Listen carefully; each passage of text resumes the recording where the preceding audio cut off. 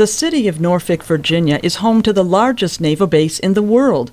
Cities and businesses in the region have grown around that base and other military facilities.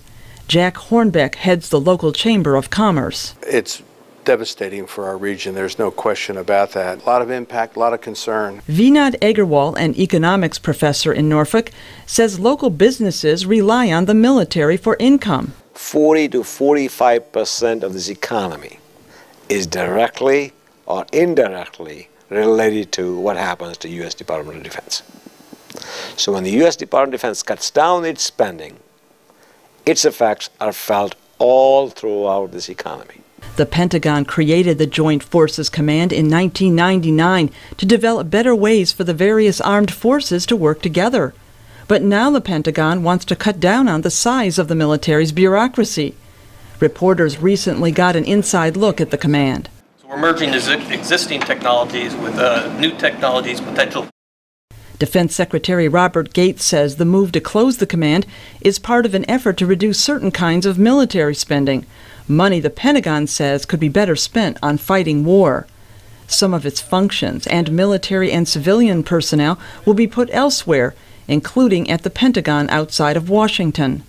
There have been military cutbacks in the region before, but nothing as significant as this, and it caught Norfolk Mayor Paul Frame by surprise. If you break it apart, you're just going to have to do it in different places.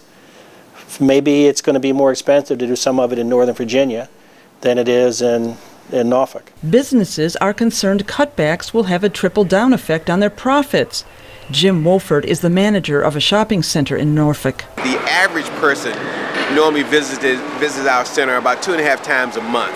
So you take 6,000 jobs and you multiply that at least by 3 in a family, you're talking about 18,000 folks that we won't see as customers in a shopping center. Randy Winley, the manager at a restaurant in Norfolk, says job cutbacks will especially affect small businesses. We'll lose money and profits. It has an impact on the whole area when you lose 6,000 plus people, their families.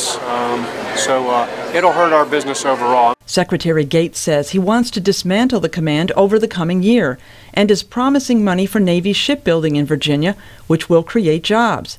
Virginia politicians are fighting the closure of the Joint Forces Command, but may not be able to do anything about it.